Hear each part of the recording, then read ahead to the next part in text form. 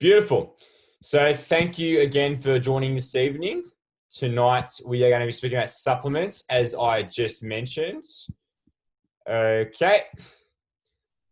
So as I said, I'm mainly going to be focusing on protein powder because it's used by a lot of people, pretty popular amongst a lot of people, talked about a lot. There's increasing numbers or varieties of protein powders on the market. So I'm going to cover a few of the common ones, all right? Then I'm going to touch on a few other common supplements, including pre-workouts and fat burners or anything that's touted to burn fat on you, okay?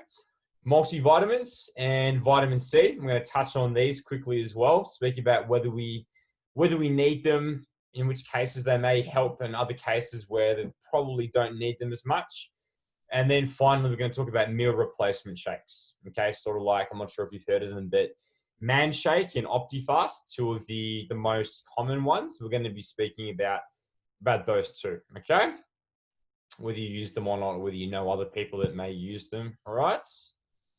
Nice.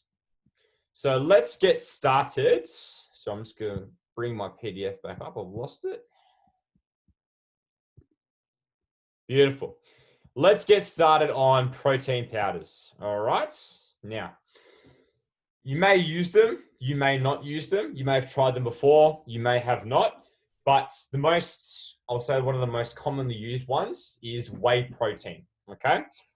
Whey protein is a fraction of the protein found in cow's milk. So they milk a cow, they get a big vat of milk, okay? Then they take all of the water out of it, most of the fat out of it, a lot of the lactose, the naturally occurring sugar out of it, amongst other things. And you're left behind with a dry powder, okay? That's mainly the protein from the milk, all right? From that protein, they separate the whey section. It's about 20% of cow's milk on average, all right? And then from there, we can take some more steps and we can make different kinds of whey protein, okay? The most isolated one or the most refined one is whey protein isolate, okay? Or WPI. It's per scoop, usually about a 30-gram scoop. There's less than a gram of fat, less than a gram of carbohydrates. It's predominantly protein, okay? It's a very high quality source of protein that our bodies can use and digest really, really quickly. And people with lactose intolerance, because it's so low in the naturally occurring sugar lactose, people with lactose intolerance can usually tolerate it best, all right? So if someone wants to use a protein powder, can't have lactose, we usually get them to try WPI first, okay? Because it's usually pretty well tolerated, all right?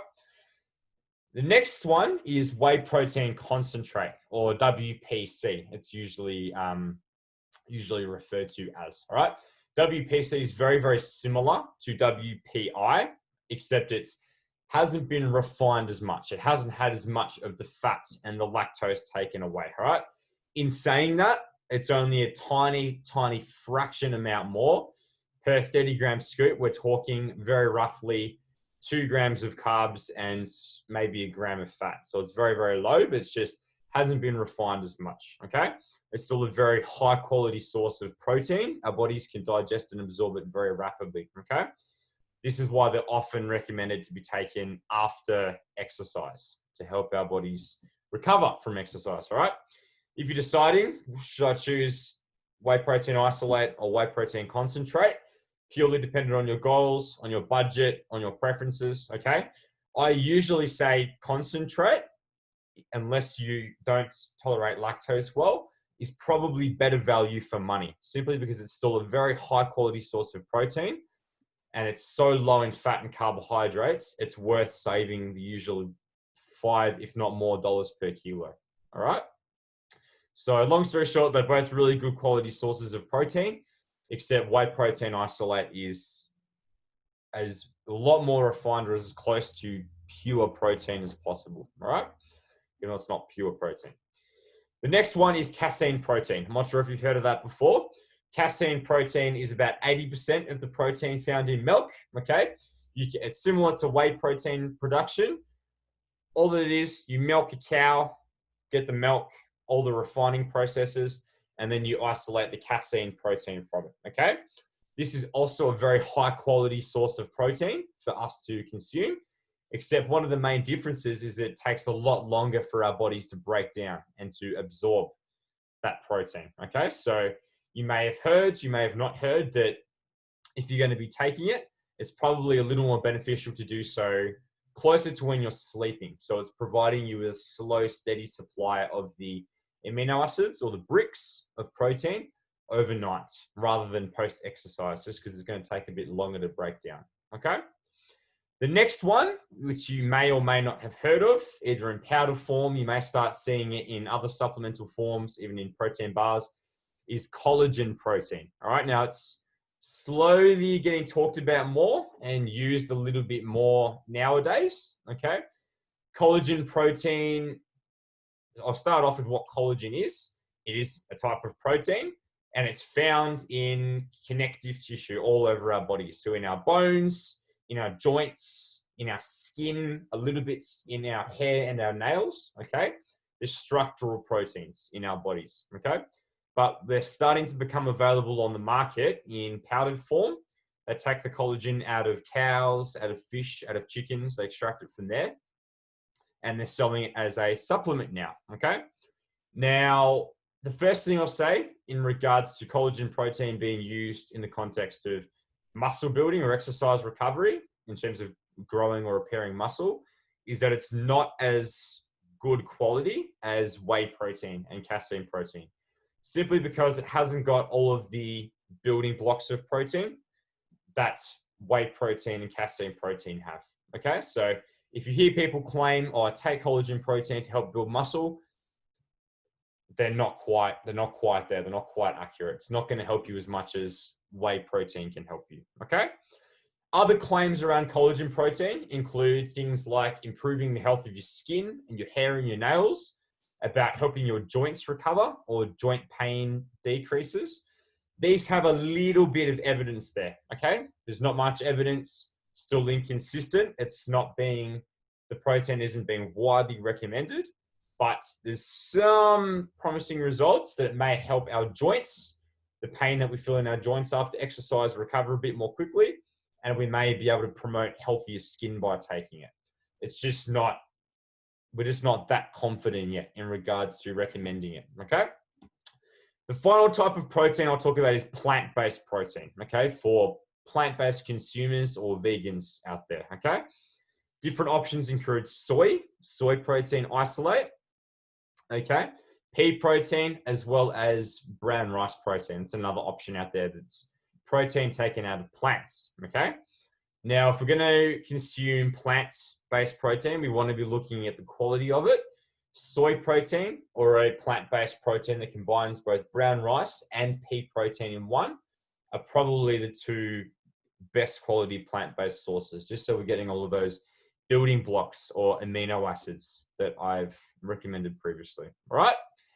So I've gone through a few different kinds of protein powders now. I'm going to weigh up whether we actually really need them or not. Okay. So one big advantage of protein powders is that they're convenient. Okay. Convenient and versatile. I'll join these two together. We can pop them in our oats or in our cereal in the morning.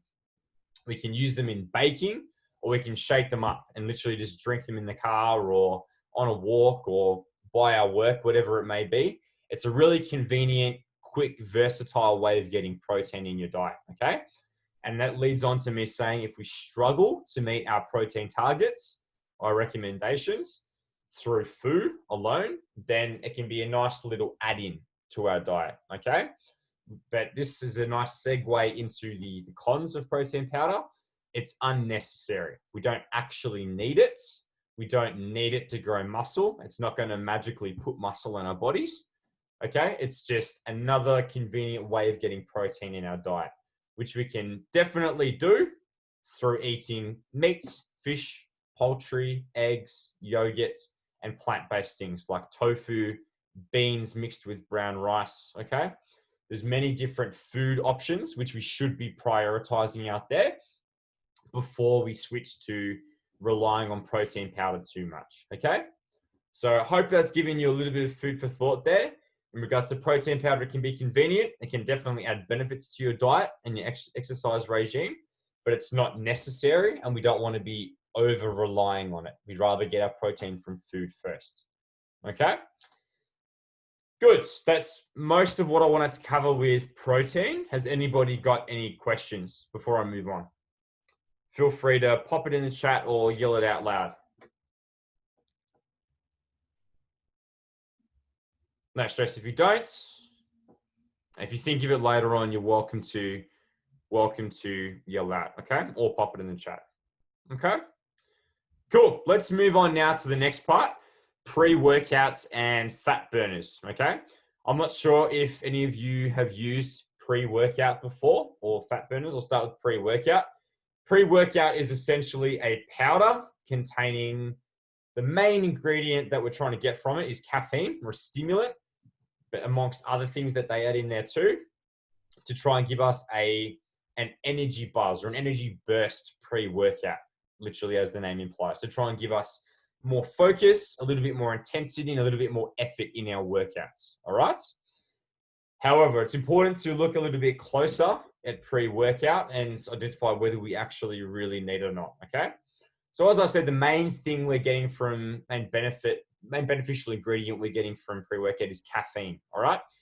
Caffeine, unless you already know this, unless you don't know this, caffeine is a stimulant which helps to increase our focus, helps to increase our cognitive capacity, helps us to maintain and increase alertness during everyday tasks, or in this context, in exercise. Okay, it does this by mainly stimulating our central nervous system to essentially be able to put in more effort without feeling like we're fatiguing, both mentally and physically, okay?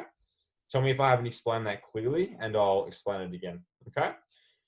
So pre-workout contains quite a bit of caffeine in there, and that's the main thing which gives us that energy burst or buzz pre-workout in terms of mental focus and alertness with our task, as well as physically not feeling like we're fatiguing as quickly as what we would be, okay, without it, okay?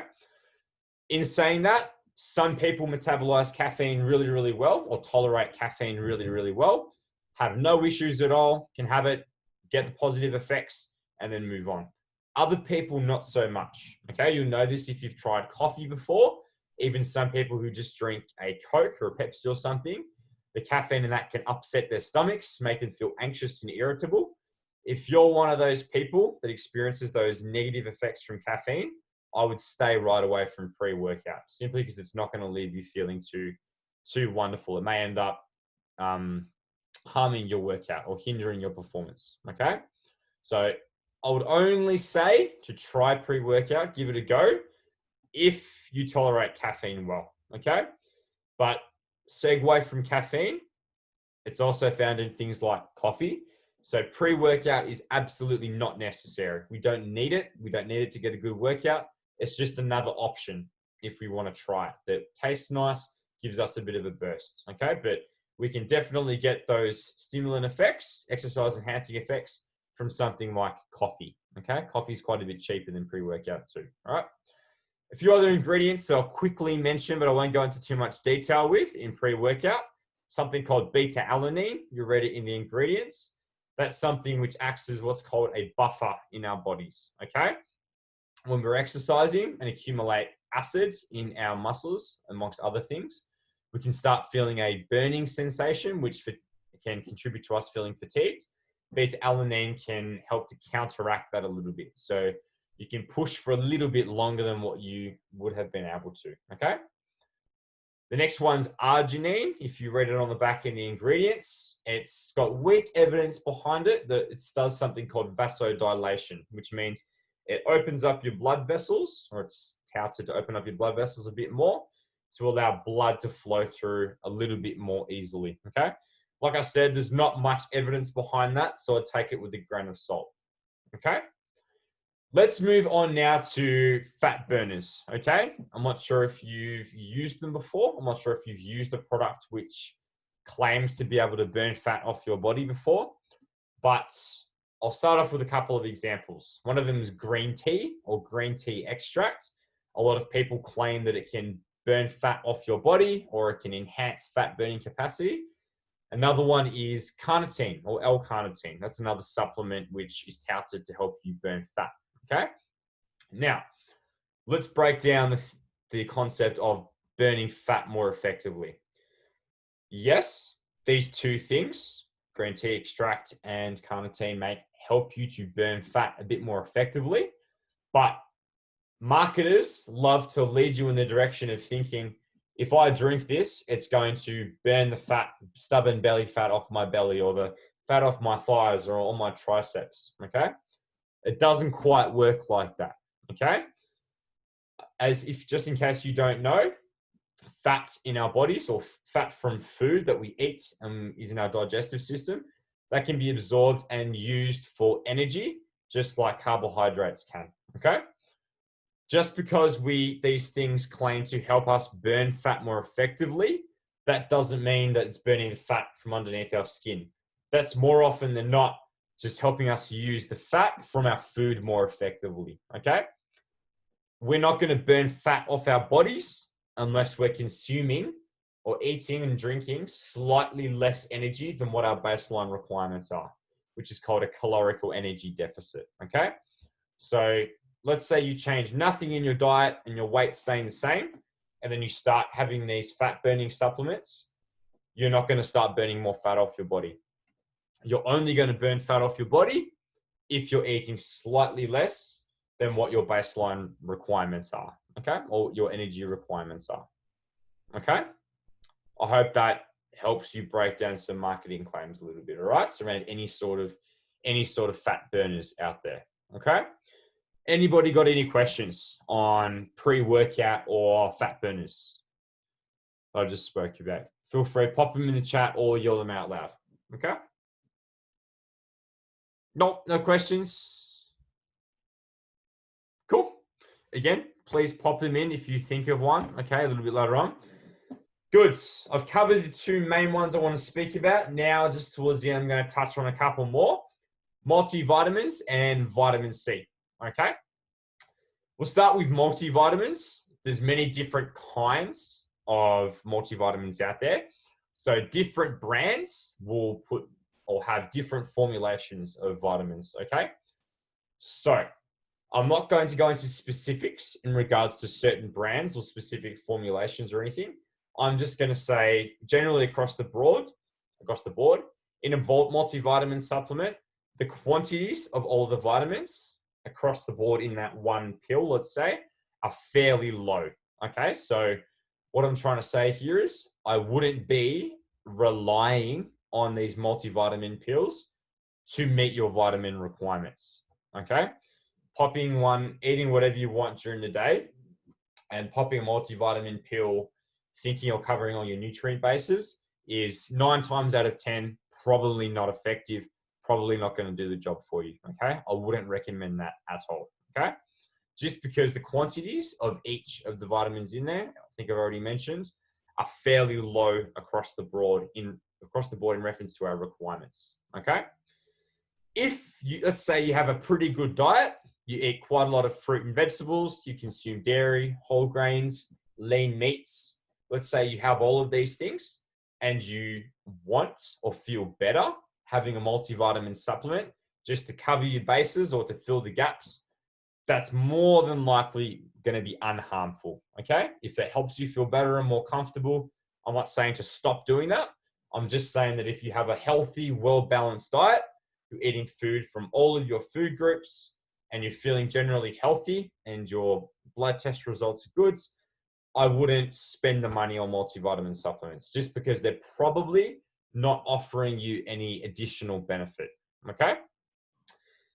Vitamin C now, that's a very commonly purchased or used vitamin supplement out there, okay?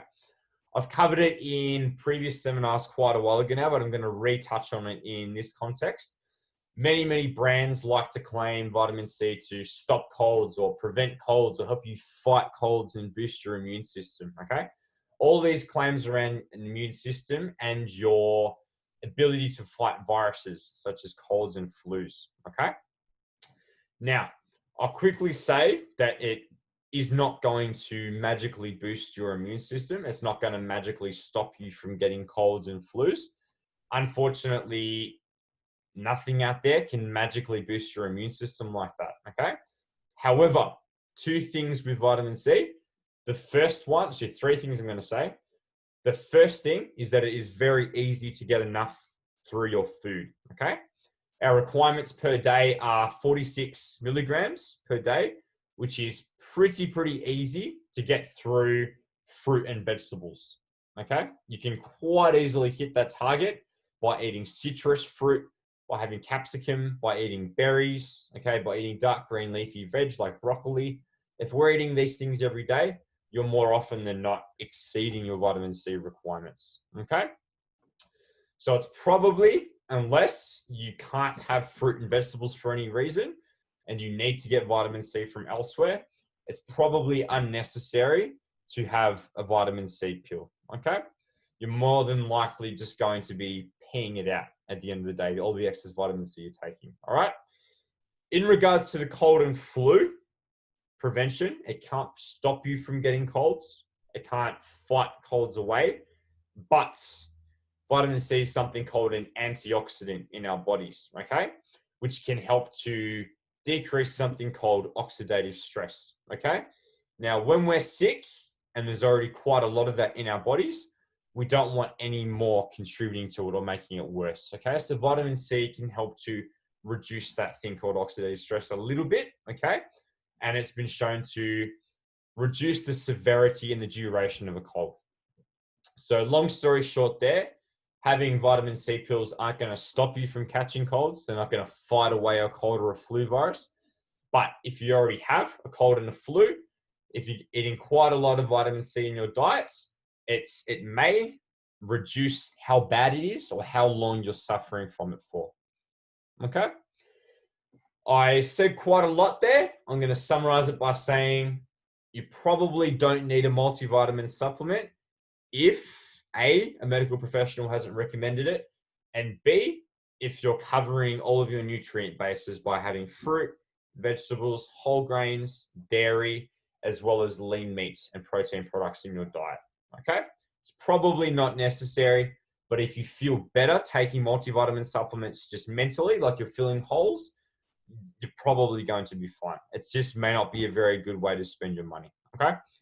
Vitamin C can easily be obtained from the diet. Many fruits and vegetables contain it. Okay? Having vitamin C supplements aren't going to stop you from getting a cold or fight viruses away. They just may help to reduce how bad your cold and flu are or how long you suffer them from. Okay?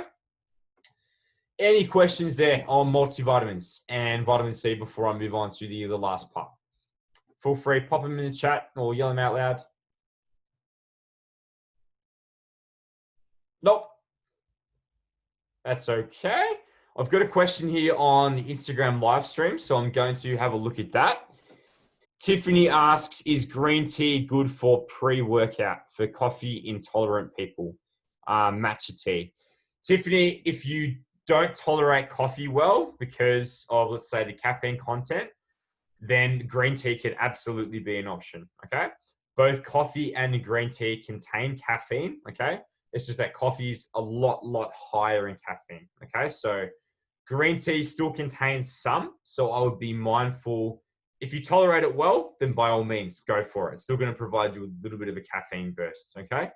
The only thing is that the caffeine is quite low and you may not experience any significant performance enhancing benefits, okay? If you do, if you drink it and you feel, hey, I'm feeling way better, I can focus better, I have more energy, then go for your life. By all means, have some green tea before a workout. It's just that if you're asking without having done so already, the caffeine content of green tea is quite a bit lower than what's in coffee. So it just may not provide you with many significant performance enhancing benefits. Okay? But by all means, if you feel like it gives you benefits, go for it. Okay? Let's finish off here with meal replacement shakes. Okay? Now, again, there's many brands out there with different sorts of formulations, but I'm going to cover two main ones. I'm going to mention two examples. The Man Shake, that's a new one, mainly targeted towards men trying to lose weight, and OptiFast. That's another pretty commonly or well-known one out there, okay? Now, what these are shakes, powders designed to be shaken up and have as a drink. And they're designed to replace all, if not some of your meals and snacks for people trying to lose weight, okay? Now, let's just say in perfect world scenario, Jimmy from down the street wants to lose weight. He's quite overweight. He needs to lose weight for his health.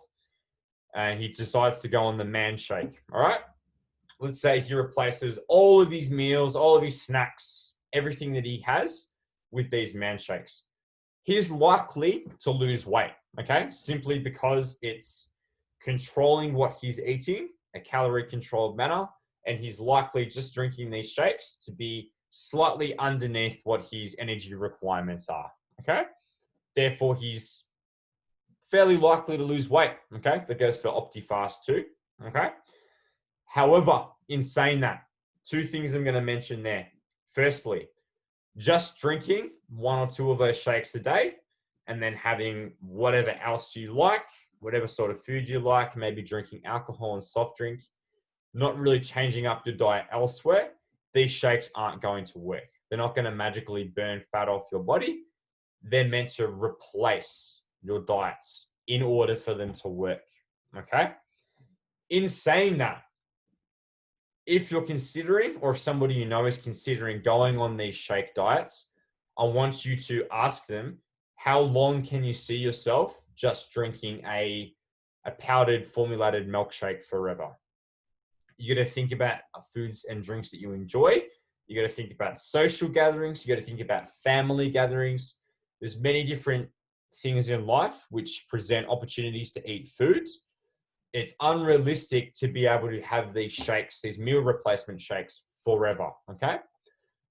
In saying that, they're probably not intended to be consumed forever, okay? However, if people go on these, let's say for the short term to try and lose weight, they may lose 10, 20, 30 kilos, fantastic. But when they go back to their normal eating patterns and they haven't actually learnt how to eat in a more healthy manner, then they're going to regain all of the weight again, okay? Therefore, in summary, I'm not bashing these shakes. I'm not saying that they're bad things. I'm just saying that they're not necessarily a very effective or sustainable way to lose weight, okay? That's all I'm going to say about the meal replacement shakes. Anybody got any questions there before I summarize this evening? Pop it in the chat or yell them out loud. No. That's right. No stress. Let's quickly summarize what I've spoken about this evening, okay? Protein powders, I covered whey protein, casein protein, collagen, and plant-based proteins, okay? If we're going to be looking to buy a protein powder, people consuming animal-based ones, I'd probably recommend a whey protein isolate or concentrate. Vegans or plant-based eaters, I would consume a soy or a pea plus brown rice protein, okay, just for protein quality reasons. However, in saying that, despite protein powder being a really convenient and versatile way to get protein into our diets, especially when we struggle to meet it through food, we don't need it. It's not magic. It's not going to put muscle in our bodies, and we can get all the protein we need through food, and we should be trying to do that first before we're relying on protein powder multiple times a day, okay? I then went into pre-workouts and fat burners. Pre-workout is one way that we can help to enhance our workouts, both in terms of mental focus reasons, as well as physical performance or fatigue reduction reasons. However, it's not necessary, it's very expensive, and you can obtain all the stimulant effects from coffee, which is often much cheaper, okay, depending on where you buy your coffee from. If you don't tolerate caffeine well, as in if you feel sick or restless or anxious or jittery after having coffee, I wouldn't recommend having pre-workout whatsoever, okay? I then talked about fat burners like green tea, or self-claimed fat burners like green tea extract and carnitine. These things may help you use fat from your food more effectively, but they're not going to necessarily burn fat from under your skin like marketers want you to believe, okay? You need to be in a calorie or energy deficit to be able to burn fat off your body, okay? Irrespective of fat burners or not. Multivitamins probably aren't necessary if you're getting enough foods. Sorry, if you're getting enough nutrient from having a wide variety of food in your diet, fruits, vegetables, whole grains, lean meats, and other sorts of proteins, as well as dairy. If you're eating all of those food groups in sufficient quantities, then you probably don't need multivitamins, okay? Multivitamin pills, in terms of the vitamins that are in them, they're all in pretty low relative quantities, so they may not provide you with that much benefit, okay? Vitamin C, specifically, can't stop you or can't from getting colds or fight off viruses, but they may reduce the severity and duration of colds and flus, okay? And finally, meal replacement shakes will only work in the short term if most, if not all, of the food in someone's diet is replaced by them. But in saying that, it's unrealistic to be able to consume these shakes persistently every day forever.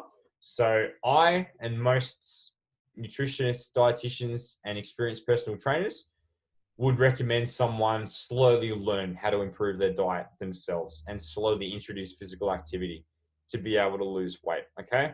Rather than relying on a meal replacement shake forever, okay? Hopefully you've learned something this evening about some common supplements. As usual, I'm going to put my Instagram name in the chat if any of you have any questions that you think of afterwards, okay? I'm more than happy to answer them at any single time you have them. But otherwise, thank you very much for watching this evening and tune in next week, okay? Take care of yourselves. Thanks, Alex. Bye. Thank you. Bye for now.